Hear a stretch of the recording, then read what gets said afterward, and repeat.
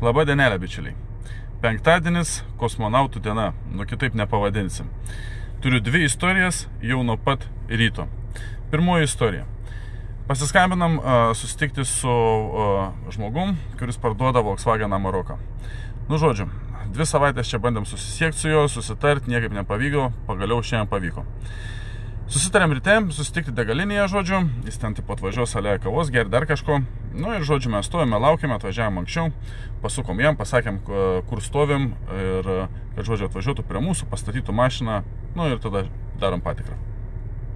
Atvažiuoja, matom jisai, pravažiuoja pro mus, pasižiūri dar į mus, nuvažiuoja į pačią degalinę, pastato mašiną, mes, žodžiu, lipam lauk iš mašinos, jau eisim tikrintis automobilio. Ir ką jūs pasakysit, išlipa, nei labas, nei nieko, net į tą pusę nežiūri.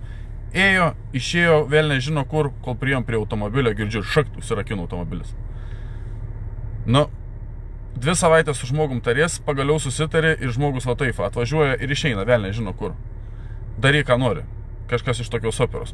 Suprantu, yra tokių situacijų buvę, kai žmogus atvažiuoja, paduoda raktelę, aš einu vyrai ten į ten, prašom jūs tenais eikit, kažką pasižiūrėkit, pasidarykit ir tada, kaip sakant, jau grįši, paduosi raktelę atgal, ir tada darysim išvadas, ten tas automobilis tinka, netinka.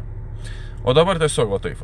Tai faktas, ten jo negaudėm, sėdom atgal į automobilį, pranešėm viską klientui, išvažiavom.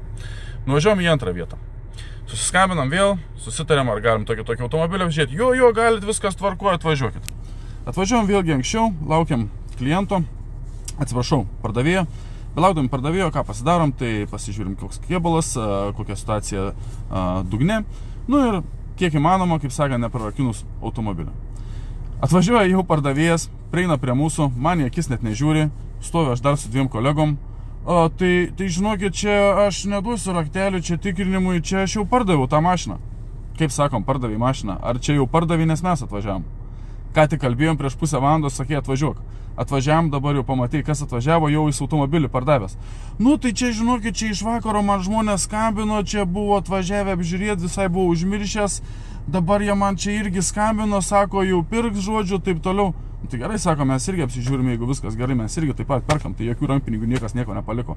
Tai jo nepaliko, bet tai nepykit.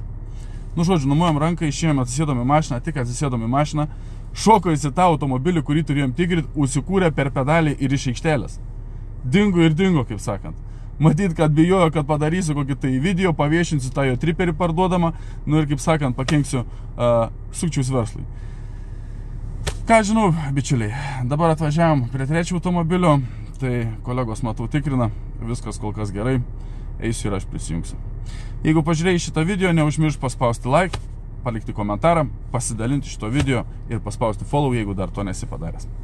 Iki sekančio karto ir gražiaus jums artėjančio savaitgalio. Iki.